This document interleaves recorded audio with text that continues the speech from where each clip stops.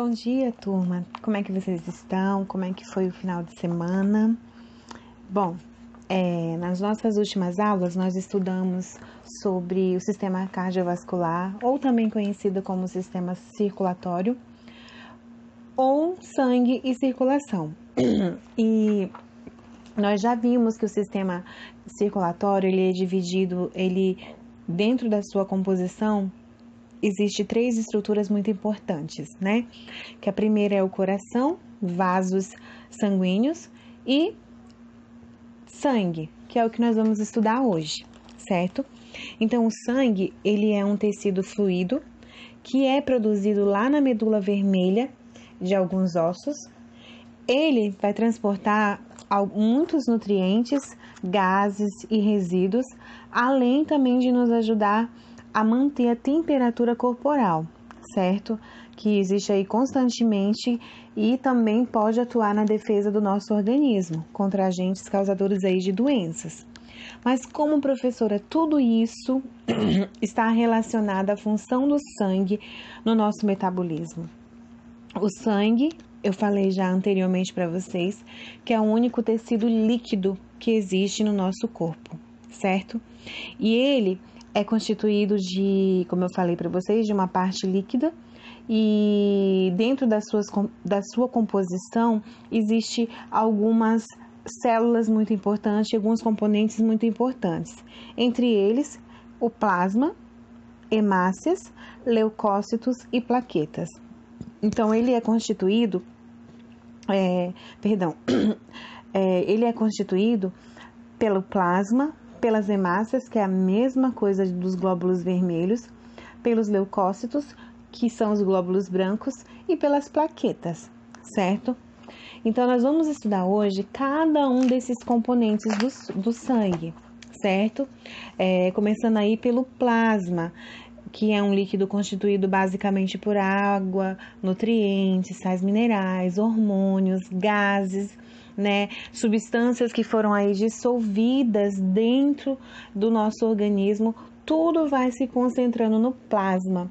Inclusive, grande parte da composição do nosso sangue, quando é centrifugado em uma máquina especializada para centrifugar o sangue, quando nós vemos a composição do sangue, depois de ser centrifugado, basicamente ele é formado pelo plasma, tá? Se concentra uma grande quantidade de plasma.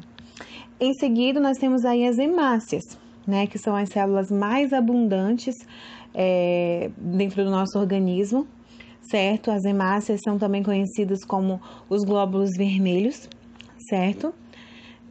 E elas também são ricas em hemoglobina, que é uma proteína que dá essa cor avermelhada, né, ao sangue, e se combina ali com o oxigênio, que vai transportá-lo para todo o nosso organismo, para os pulmões, para o cérebro, vai oxigenando aí a composição sanguínea, certo? E nos mamíferos, essas células não apresentam núcleo. As hemácias, elas são encontradas em grande quantidade no sangue. E à medida que circulam no nosso sistema cardiovascular, elas vão distribuindo aí o oxigênio, né, que todas as nossas células precisam. Então, as hemácias, elas são os glóbulos vermelhos. Tem uma grande quantidade de ferro que predomina, que está presente nela, tá? Por isso a coloração avermelhada. Já os leucócitos, eles são conhecidos também como os glóbulos brancos. Eles vão atuar na defesa do nosso organismo. Eles atacam os micro-organismos que causam aí algumas doenças, né? Algumas patologias no nosso organismo. Então, há vários tipos de leucócitos. Alguns, inclusive, são capazes de englobar o agente causador de doença, como, por exemplo, uma bactéria. Já outros, eles são capazes de produzir proteínas especializadas, como os anticorpos, que vai reconhecendo os corpos estranhos e atuando aí na defesa do nosso organismo, tá? E já as plaquetas são células especializadas em coagulação, né? Em coagular o sangue. Por exemplo, quando um vaso sanguíneo ele é rompido quando um ferimento ocorre, né, no nosso corpo, quando a gente cai, se machuca, passa por algum processo cirúrgico. A cicatrização ela só acontece por conta das plaquetas, que são fragmentos de células. Então, são fragmentos de células que atuam juntamente com as proteínas, né, na coagulação do sangue, quando um vaso ele é rompido. Então, por exemplo, durante uma hemorragia, as plaquetas que se rompem ficam pegajosas e se aderem às bordas do corte, né, do machucado, por exemplo. E vai liberando uma substância química que provoca ali a coagulação do sangue. Vai formando aquela famosa casquinha de ferida, né? Que às vezes a gente teima em arrancar, em tirar, mas aquela casquinha ela está protegendo o nosso organismo, a nossa pele, de micro-organismos invasores, que podem ali possivelmente causar, inclusive, algumas infecções mais graves, mais sérias, né? Então, as plaquetas, elas formam isso, essa barreira protetora, como se fossem tijolos construtores que impedem aí de outros organismos invadirem e causarem aí algumas doenças, certo? Beleza? Então, essa é a composição do sangue. A composição do sangue é formada aí pelo plasma, as hemácias, os leucócitos e as plaquetas, certo? Agora, nós vamos ver um pouquinho sobre as doenças do sistema cardiovascular. Eu não poderia encerrar esse assunto sem citar para vocês alguns tipos de doenças mais comuns, né, dentro do sistema cardiovascular.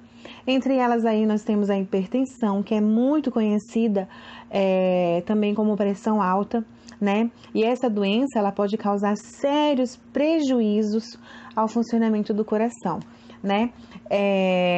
No toque que a gente pode falar também um pouquinho sobre a questão da hereditariedade, né? Que pode ser a pressão alta ela pode surgir a partir da hereditariedade, da predisposição genética, né? É uma das causas também da hipertensão, mas todas que eu vou citar aqui para vocês, todas essas doenças cardiovasculares, elas estão ligadas, né? Elas são mencionadas ao se dá ali pelos maus hábitos que nós temos frequentemente na nossa vida diária. Então, vamos conhecer agora algumas doenças que afetam o sistema cardiovascular humano. A primeira é a hipertensão arterial, né? Conhecida aí também como a pressão arterial. Essa doença ela ocorre quando a pressão arterial fica acima do normal, aumentando o risco de um ataque cardíaco e de um acidente vascular cerebral, conhecido aí como AVC. É uma doença que não apresenta sintomas, embora algumas pessoas tenham dor de cabeça, tontura, cansaço. Pode ser controlada por meio da atividade física, uma alimentação saudável, sem gordura ou sal. E também, dependendo dos casos, uso de medicamentos, tá? Outra doença muito comum é a esteroclerose. É uma doença que afeta as paredes das artérias, levando aí a formação de placas de gorduras, né? E que diminui o diâmetro dos vasos, que comprometem aí a circulação. Quando ocorre no cérebro, provoca aí o acidente vascular, né? Conhecido como AVC. Quando ocorre nas artérias coronárias, causa aí a angina, uma dor muito forte no peito. E nós chamamos aí de infarto do miocárdio ou insuficiência cardíaca, que leva aí à morte. Outra doença muito conhecida é o infarto do miocárdio, como eu já até citei. Ocorre quando as células musculares do coração morrem por não receberem sangue e oxigênio. Isso é devido à obstrução de um ou mais vasos sanguíneos, tá? E por último, nós temos a arritmia cardíaca. É uma alteração da frequência dos batimentos cardíacos que pode resultar de lesões das válvulas cardíacas. Em geral, ela é controlada com medicamentos e em alguns casos é necessário implantar no tórax do paciente um aparelho chamado marca-passo, que vai controlando aí os batimentos cardíacos, ok? Então, esse foi o nosso assunto sobre o sistema cardiovascular. Agora, após vocês assistirem esse vídeo, vocês vão realizar a atividade da página 110, 111 e 112. Tudo bem?